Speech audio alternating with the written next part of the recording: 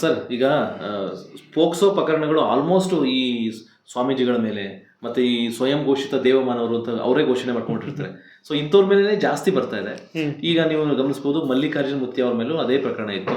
So ಅವ್ರನ್ನ ಈ ಪ್ರಕರಣದಿಂದ ಕೈ ಬಿಡಬೇಕು ಅಂತ ಅವ್ರದೇ ಆದ ಒಂದು ಅಭಿಮಾನಿ ಬಳಗ ಪ್ರೊಟೆಸ್ಟ್ ಮಾಡುವಂಥದ್ದು.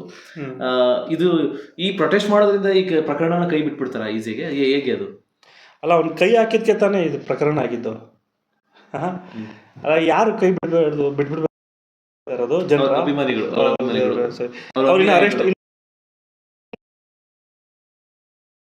ಇವರು ಫುಲ್ ಮಾಯ ಆಗ್ಬಿಟ್ಟಿದ್ದಾರೆ. ಅಂದ್ರೆ ದೇವಲೋಕದಲ್ಲಿ ಇವಾಗ ಅವರು ಸೆಟ್ಲ್ ಆಗಿದ್ದಾರೆ ಅನ್ಸುತ್ತೆ ಬಹುಶಃ. ಬೇಲಾದ್ಮೇಲೆ ದೇವಲೋಕದಿಂದ ಕೆಳಗಡೆ ಬರ್ತಾರೆ. ಜನ ಬುದ್ಧಿವಂತರಾಗಬೇಕು ಸರ್. ಒಂದು ಮಗುವಿನ ಒಂದು ಕೇಸ್ನಲ್ಲಿ, ಪ್ರಕರಣದಲ್ಲಿ ಆ ಮಗುವಿಗೆ ಈ ಥರ ಅನ್ಯಾಯ ಆಗಿದೆ ಅಂತ ಹೇಳಿ, ಅಥವಾ ಆ ಮಗುಗೆ ಈ ರೀತಿ ಲೈಂಗಿಕವಾಗಿ ಸರ್ಕಾರ ಗಮನಿಸಿ ಮೋಟೋ ಕೇಸಾಗಿ ಮಕ್ಕಳ ಆಯೋಗದವರು ಕೂಡ ಕೇಸ್ ಹಾಕಿದ್ರೆ ಅಲ್ಲಿನ ಜನರು ಇಲ್ಲ ಅದಾಗಿಲ್ಲ ಅಂತ ಹೇಳ್ತಾರಲ್ಲ. ಅಂದರೆ ಯಾವ ಮಟ್ಟಕ್ಕೆ ಮೂರ್ಖರಿದ್ದಾರೆ ಜನರು ಅನ್ನೋಂಥದ್ದು. ದೈವಮಾನವ ಮೊದಲು ಮನುಷ್ಯನೇ ಮುಟ್ಟಬಾರ್ದು. ಮನುಷ್ಯನೇ ಮುಟ್ಟಬಾರ್ದಪ್ಪ. ನೀನು ಕಾಣಿಸ್ಕೋಬೇಕು ಅಂತಂದ್ರೂ ಪುಣ್ಯ ತಪಾಸ್ ಮಾಡಿರ್ಬೇಕು. ನೀನು ಚೈನು ಚಿನ್ನ ಹಾಕೊಂಡು ಫುಲ್ ಶೋಕಿ ಮಾಡಿಕೊಂಡು ಮಂಚದ ಮೇಲೆ ಕುಂತ್ಕೊಂಡು ಬಾದಾಮಿ ತಿನ್ಕೊಂಡು ಹೆಣ್ಮಗನ ಮಲಗಿಸ್ಕೊಂಡ್ಬಿಟ್ರೆ ಅದನ್ನು ನಿನಗೆ ಕೇಸ್ ಇಲ್ದಿರ ಅಂತ ಮತ್ತೆ ಇನ್ನೇನು ಹೇಳ್ತಾರೆ? ಸೊ ಹಾಗಾಗಿ ಪೊಲೀಸರು ಮೊದಲು FIR ಅನ್ನೇನೋ ಮಾಡಿದ್ರು. ಯಾವುದೇ ತೊಂದರೆ ಇದ್ದರೂ ಫಸ್ಟು ಇಂಥವ್ರು ಅರೆಸ್ಟ್ ಮಾಡಬೇಕು ಸರ್. ದರ್ಶನ್ ಅವ್ರನ್ನ ಇಮಿಡಿಯೇಟಾಗಿ ಹೋಗಿ 10 ದಿನದಲ್ಲಿ ಜಿಮ್ ಮಾಡ್ತಾರೆ ಅಂತ ಕರ್ಕೊಂಬಂದ್ರಲ್ಲಪ್ಪ. ಸಾಕ್ಷ್ಯಾಧಾರಗಳು ಸಿಗ್ತಲ್ವ ನಿಮಗೆ? ಇಲ್ಲಿ ಇಡೀ ಲೈವಲ್ಲಿ ನೀವು ನೋಡ್ತಾ ಇದ್ದೀರಾ, ಇದು ಸಾಕ್ಷ್ಯಾಧಾರಗಳಲ್ವಾ? ಅಥವಾ ಭೈರತಿ ಅವ್ರನ್ನ ಬಿಟ್ಟಂಗೆ ಇವ್ರನ್ನ 90 ದಿನ ಬಿಟ್ಬಿಡ್ತೀರಾ? ಸುಪ್ರೀಂ ಕೋರ್ಟ್ಗೆ ಹೋಗಿ ಅಲ್ಲಿ ರಿಜೆಕ್ಟ್ ಆದಮೇಲೆ ದೇವಲೋಕದಿಂದ ಮನುಷ್ಯ ಸ್ಟೇಷನ್ಗೆ ಟಪ್ ಅಂತ ಬೀಳ್ತಾನೆ ಕೆಳಗಡೆ, ಆಮೇಲೆ ಅರೆಸ್ಟ್ ಪ್ರಕ್ರಿಯೆ ಆಗುತ್ತೆ ಅಲ್ವಾ? ಏನು ಮೂರ್ಖರು ಸರ್. ಮತ್ತು ಆತ ವಿಡಿಯೋದಲ್ಲಿ ಹೇಳ್ತಾರೆ, ನಾನು ಪೊಲೀಸ್ ಸ್ಟೇಷನ್ಗೆ ಹೋಗಿ ಸರೆಂಡರ್ ಆಗ್ಬಿಡ್ತೀನಿ ಅಂತೇಳಿ. ಹಂಗಾರೆ ದೇವ್ರು ಸುಳ್ಳು ಹೇಳುತ್ತಾ? 2 ನಾಲ್ಗೆ ಅವ್ರಿಗೆ ಈ ಮನುಷ್ಯನಿಗೆ 2 ನಾಲ್ಗೆ. ಅಂದರೆ ಬಂದು ಸರೆಂಡರ್ ಆಗ್ತೀನಿ ಅನ್ನೋರು ಹಂಗೆ ಮಾಯ ಆಗ್ಬಿಡ್ತಾರೆ. ಅದೇ ಸೆಂಟ್ರಲ್ಲಿ ಯಾವ್ದಾದ್ರು ಭೂತ ಎತ್ಕೊಂಡೋಯ್ತಾ? ಯುದ್ಧ ನಡೀತಿದೆ ಆಕಾಶದಲ್ಲಿ. ಇವೆಲ್ಲ ಮೂರ್ಖರು ಸರ್, ಮೂರ್ಖರು ಮಾಡೋವಂಥದ್ದು.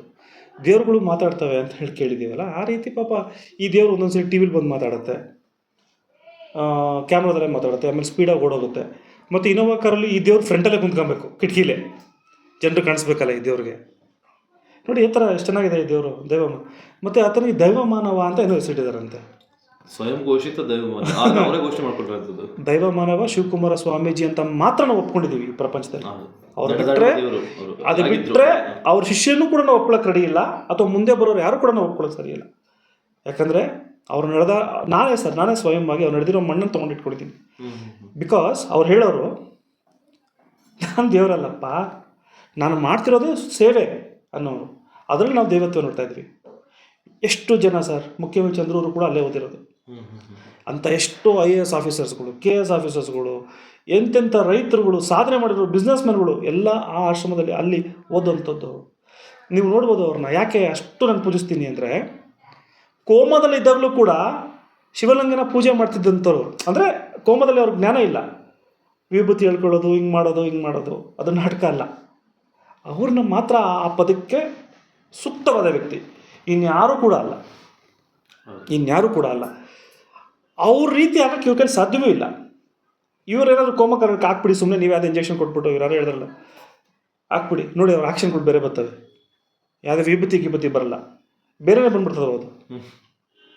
ಸೊ ಹಾಗಾಗಿ ಪೊಲೀಸರು ಮೊದಲು ಸರ್ ಎಲ್ಲಿ ಮಾಯ ಆಗಿದ್ರೆ, ಇವರೇನಾದ್ರು ಒಂದು ಮಾಯ ಆಗಿರೋದು ಮೊಬೈಲು ಗೀಸೋಟೇನೋ ಮಾಡಿಬಿಟ್ಟು ದಯಮಾಡಿ ಇವ್ರನ್ನ ಅರೆಸ್ಟ್ ಮಾಡಬೇಕು. ಯಾಕಂದರೆ ಈ ರೀತಿ ಮೂರ್ಖರನ್ನ ಮಾಡಿಕೊಂಡು ಜನರಿಗೆ ಮೋಸ ಮಾಡಿಕೊಂಡು ಜೀವನವನ್ನು ಮಾಡ್ತಿರೋದು, ಹೊಟ್ಟೆ ತುಂಬಿಸ್ಕೊತಾ ಇರೋದು ಒಂದು ಕೊಲೆ ಪ್ರಕರಣಕ್ಕಿಂತ ದೊಡ್ಡ ಕೊಲೆ ಪ್ರಕರಣ ಇದು, ಆಫೆನ್ಸ್ ಇದು. ಮನೆಯೊಳಗಡೆ ಈಸಿಯಾಗಿ ನುಗ್ತಾರೆ, ಮನೆಯೊಳಗಡೆ ಈಸಿಯಾಗಿ ಮಲ್ಕೊತಾರೆ, ನಾನು ಮಾಡಿದ್ದೆಲ್ಲ ದೇವ್ರು ಮುಡ್ತದೆ ಅಂತ ಹೇಳ್ತಾರೆ. ಇದೇನು ಹೊಸದಲ್ಲ, ಬಹಳಷ್ಟು ಹಳೆ ಪ್ರಕರಣಗಳು, ಕಥೆಗಳು ನಾವು ಕೇಳಿದ್ದೀವಿ ಅಲ್ವಾ. ಅದರಲ್ಲಿ ದೇವ್ರು ಬಂದಿದೆ ಅಂತ ಹೇಳ್ಬಿಟ್ಟು ಆಗ ಸುಮಾರು 200 ವರ್ಷದ 300 ವರ್ಷದ ಹಿಂದೆ ಆ ದೇವ್ರು ಬಂದಿರೋನು ನಿನ್ನ ಮಗಳು ಅಥವಾ ನಿನ್ನ ಹೆಂಡತಿನೇ ಇವತ್ತು ಕಳಿಸ್ಬೇಕು ನೀನು ಅಲ್ಲಿಗೆ ಅನ್ನೋವಂಥ ಇತಿಹಾಸಗಳಲ್ಲಿದ್ದಾವೆ. ಸೊ ಇದೇನು ಹೊಸದಲ್ಲ ಇದೆಲ್ಲ. ಸೊ ಅಲ್ಲಿಂದ ನಾವು ಇಲ್ಲಿವರೆಗೂ ಬದಲಾವಣೆ ಆಗಿ ಬಂದಿದ್ದೀವಿ. ಈಗಲೂ ಕೂಡ ಎಲ್ಲೋ ಒಂದು ಕಡೆ ಎರಡು ಕಡೆ ಇಂಥವು ಇದ್ದಾವೆ ಅಂದಾಗ ಅಲ್ಲೇ ಕ್ಯೂಚ್ ಹಾಕ್ಬಿಡ್ಬೇಕು. ಈಗ ಅಂಥವ್ರು ನೋಡಿ ಇನ್ನೊಂದಿಷ್ಟು ಜನಗಳು ಉತ್ಪತ್ತಿ ಆಗ್ತಾರೆ. ಈಸಿ ಅಲ್ವಾ ಸರ್? ಹೌದು, ಅವ್ರು ನೋಡೋ ರಾಜನ್ ಥರ ಇದ್ದಾರೆ, ಸೊ ಅವ್ರು ಹೇಳಿದ್ದೆಲ್ಲ ನಡೆಯುತ್ತೆ. ಈಸಿ ಅಲ್ವಾ ಸರ್? ಜನರಿಗೆ ಈ ಥರ ಹೇಳ್ಕೊಂಡು ಆರಾಮಾಗಿ ನಿನಗೆ ಇದು ಮಾಡಿಕೊಂಡು ಈಸಿ ಜೀವನ ಅಲ್ವಾ? ಪಾಪ ನಾವೆಲ್ಲ ಕಷ್ಟಪಡ್ತಾ ಇದ್ದೀವಿ ಜೀವನಕ್ಕೆ, ಕೈ ಮುಕ್ಕೊಂಡು ಕಾಲು ಮುಕ್ಕೊಂಡು ಬೇರೆಯವ್ರಿಗೆ. ಅವನು ಈಸಿ ನೋಡಿ, ಅವ್ನಿಗೆ ಎಲ್ಲರೂ ಕಾಲು ಮುಗಿತಿದ್ದಾರೆ, ಅವ್ನು ಮಾಡಿದ್ದೆಲ್ಲ ದೇವ್ರು ಮಾಡಿದ್ದು ಅಂತಿದ್ದಾರೆ.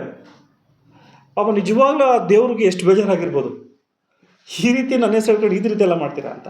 ಸೊ ಅದ್ರ ಕರ್ಮದ ಫಲವೇ ಇವೆಲ್ಲ ಮಾತುಗಳು, ನಮ್ಮ ಮಾತುಗಳಾಗಿರ್ಬೋದು, ನಿಮ್ಮ ಕ್ಯಾಮ್ರಾ ಆಗಿರ್ಬೋದು, ಜನರ ಒಂದು ಒತ್ತಡ ಆಗಿರ್ಬೋದು, ಆಕ್ರೋಶ ಆಗಿರ್ಬೋದು, ಅಥವಾ ಜನರಿಗೆ ಎಲ್ರಿಗೂ ಕೂಡ ಮಹಿಳಾ ಆಯೋಗದಿಂದ ಹಿಡಿದು ಸರ್ಕಾರಕ್ಕೆ ಆ ರೀತಿ ಕಾರಣಕ್ಕೆ ಕಾರಣನೇ ಆ ಒಂದು ಕರ್ಮ. ಅಂದರೆ ಇವೆಲ್ಲವೂ ಕೂಡ ಸ್ಟಾಪ್ ಆಗಬೇಕು ಅನ್ನೋವಂಥದ್ದು. ಸೊ ಹಾಗಾಗಿ ಮೊದಲು ಅವರ ಮಠವನ್ನು ಮೊದಲು ಸೀಸ್ ಮಾಡಬೇಕು.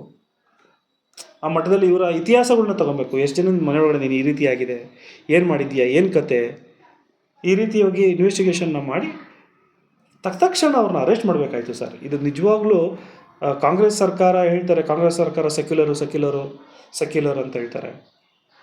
ಹಾಗಾದರೆ ಇಂಥ ಒಂದು ಅನ್ಯಾಯವನ್ನು ಕೂಡ ಸೆಕ್ಯುಲರ್ ಆಗಿ ತೊಗೊತಿದ್ದೀರಾ ನೀವು. ಅಂದರೆ ಮಠ ಮಹದೇಶ್ವರ ಯಾರೋ ಬೇರೆಯವರು ಕಾವಿ ಹಾಕೊಂಡಿರುವಂಥವ್ರು ದೊಡ್ಡ ಇವ್ರನ್ನೆಲ್ಲರನ್ನು ಹೋಗಿ ಟಕ್ ಅಂತ ಹೋಗಿ ಸೆಕ್ಯುಲರಿಸಮ್ ಅಂತ ತೋರಿಸ್ತಾ ಇದ್ದೀರಾ.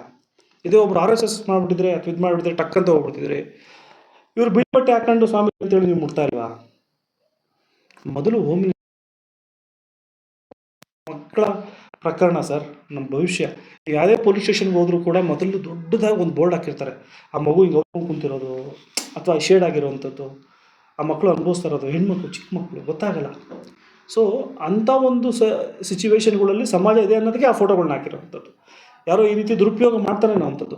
ಅಂಥದ್ದು ಇಷ್ಟು ಬಹಿರಂಗವಾಗಿ ಮಾಧ್ಯಮದಲ್ಲಿ ಬಂದಾಗ ನೀವು ಅರೆಸ್ಟ್ ಮಾಡಿದಿರೋವಂಥದ್ದು ಖಂಡಿತವಾಗ್ಲೂ ಖಂಡನೀಯ. ನನಗೆ ಇದೇ ಪ್ರಕರಣದಲ್ಲಿ ಮಾತಾಡಿದಾಗ ಸುಮಾರಷ್ಟು ಕಾಮೆಂಟ್ಸ್ ಬಂದಿತ್ತು. ನಿನ್ನ ಫೋನ್ ನಂಬರ್ ಕೊಡು, ನಿಮ್ಮ ಮನೆಗೆ ಬರ್ತೀವಿ, ನೀನು ಹೊಡಿತೀವಿ. ಇವರ ಪರವಾಗಿ ಪಾಪ ಅವ್ರ ಭಕ್ತರು, ಅವ್ರ ಫಾಲೋವರ್ಸ್ ಹಿಂಗೆ ಈ ರೀತಿ ನೀನು ಇದು ಮಾಡಿಬಿಡ್ತೀನಿ, ಅದು ಮಾಡಿಬಿಡ್ತೀವಿ ಅಂತ ಹೇಳಿ. ಸೊ ಆವಾಗ ನನಗನ್ನಿಸ್ತು, ದಯವಿಟ್ಟು ಈ ರೀತಿ ಈಸಿಲಿ ಫೋನ್ ನಂಬರ್ ಹಾಕಿ ಅಂತ. ಯಾಕಂದರೆ ಅವ್ರು ನಿಜವಾದ ದೇವ್ರು ನಾನು ತೋರಿಸ್ತೀನಿ ಬಂದರೆ. ಸೊ ಯಾಕಂದರೆ ಇದು ಮಕ್ಕಳ ವಿಷಯ. ಅಂದರೆ ಇಂಥವ್ರು ಈ ಥರದ್ರು ಸಮಾಜದಲ್ಲಿ ಹುಟ್ಟಾಗ ಯಾರು ಮಾತಾಡ್ಬೇಕು, ನಾವು ಇದೀವಲ್ಲ ಸರ್. ಈ ಥರ ಬೆದರಿಕೆ ಆಗ್ತಾರೆ ಅಂದರೆ ಇದೆಲ್ಲ ಅವೆಲ್ಲ ಬೆದರಿಕೆಗೆಲ್ಲ ಮಾಡ್ಕೊಳ್ಳಂಗೆಲ್ಲ ಇದ್ದಿದ್ರೆ ಸರ್ ಅವೆಲ್ಲ ಕಷ್ಟ. ತಪ್ಪು ದಾರಿ ಹಿಡಿಯೋದು ತುಂಬ ಈಸಿ ನಮಗೆ, ಅಥವಾ ಒಬ್ಬರ ಮೇಲೆ ಆಕ್ರೋಶ ತೋರಿಸಿ ಒಬ್ಬರ ಮೇಲೆ ಅನ್ನೋದು ಭಾರಿ ಈಸಿ, ತುಂಬ ಈಸಿ. ಬಟ್ ಅದು ಮಾಡಬಾರ್ದು, ಸೌಮ್ಯವಾಗಿರಬೇಕು ಅಂತ ಹೇಳೋದು ತಪಸ್ ಮಾಡೋ ಕೆಲಸ ಅದು. ಒಂದು ಪೆನ್ನನ್ನು ನಂಬ್ಕೊಂಡು ಬದುಕೋದು, ಪೇಪರ್ ಬದುಕೊಂಡು ನಂಬ್ಕೊಳ್ಳೋವಂಥದ್ದು, ಒಳ್ಳೆಯದೇ ಮಾಡಬೇಕು ಅಂತ ಬದುಕೋ, ಇದು ತಪಸ್ಸು. ಯಾವಾಗಲೂ ಆಕರ್ಷಣೆ ಯಾವಾಗ ಹೇಳಿ ಈಸಿ. ಅದು ಜೋರ ಕಿಚ್ಚಾಡೋದು ಎಷ್ಟೊತ್ತು, ಕೈ ಎತ್ತೋದು ಎಷ್ಟೊತ್ತು, ಈಸಿ. ಅದೆಲ್ಲ ಈಸಿ. ಅದೆಲ್ಲರೂ ರಕ್ತದಲ್ಲೂ ಇರ್ತದೆ. ಮಯೂರ ವರ್ಮದಲ್ಲಿ ರಕ್ತದಲ್ಲೂ ಇತ್ತಂತೆ ಅಲ್ವಾ? ಸೊ ಎಲ್ರಿಗೂ ಇರ್ತವೆ. ಬಟ್ ಅದನ್ನು ಬಿಟ್ಟು ತಿರ್ಗಾ ಈ ಕಡೆ ಬರೋದಲ್ಲ, ಅಂದರೆ ಬುದ್ಧನ ನಾವು ಮಾಡ್ಕೊಬೇಕು ಅಥವಾ ಅವ್ರನ್ನ ಅವಲಂಬಿಸ್ಬೇಕು, ಅವ್ರು ನೋಡಬೇಕು ಅನ್ನೋದು ಭಾರಿ ಕಷ್ಟದ ಕೆಲಸ. ಸೊ ಹಾಗಾಗಿ ಆ ರೀತಿ ಮಾತ್ರ ಐ ಡೋಂಟ್ ಮೈಂಡ್. ಬಟ್ ಈ ಸರಿ ನಾನು ನಿಮ್ಗೆ ಕಿಶೋರ್ ನನ್ನ ಫೋನ್ ನಂಬರ್ ಹಾಕಿ, ದಯವಿಟ್ಟು ಬರಲಿ, ಅವ್ರು ನಿಜವಾದ ಭಗವಂತವನ್ನು ಹೆಂಗಿರ್ತಂತ ತೋರಿಸಿ ಕಳಿಸ್ತೀನಿ. ಸೊ ಅದನ್ನು ಆ ಮೆಸೇಜ್ ಕೊಡೋಕ್ಕೆ ನಾನು ನಿಮ್ಮ ವಾಹಿನಿಯನ್ನು ಯೂಸ್ ಮಾಡ್ಕೊತೀನಿ. ಅದು ಬಿಟ್ಟರೆ ದಯಮಾಡಿ ನನ್ನ ಒಂದು ಆಗ್ರಹ, ಅಲ್ಲಿನ SP ಯಾರು ಇರ್ಬೋದು, ಅವರು ಕೂಡ ಮೂರ್ಖರಾಗೋದು ಬೇಡ. ದಯಮಾಡಿ ಅರೆಸ್ಟ್ ಮಾಡಿ ಒಳಗಡೆ ಹಾಕಿ ತನಿಖೆ ಮಾಡಿದ್ಮೇಲೆ ಇಲ್ಲ ಇದು ಅದಾಗಿಲ್ಲ ಹಂಗಾಗಿಲ್ಲ ಅಂತ ಏನಾದರೂ ಗೊತ್ತಾಯಿತು ಅಂದರೆ ಬಿಟ್ಟು ಕಳಿಸಿ. ಹೌದು. ಬಟ್ ಈಗ ಕಣ್ಣು ಮುಂದೆ ಅದಾಗಿರೋದು ಸತ್ಯ. ಇದು ನನ್ನ ಆಗ್ರಹ ಸರ್.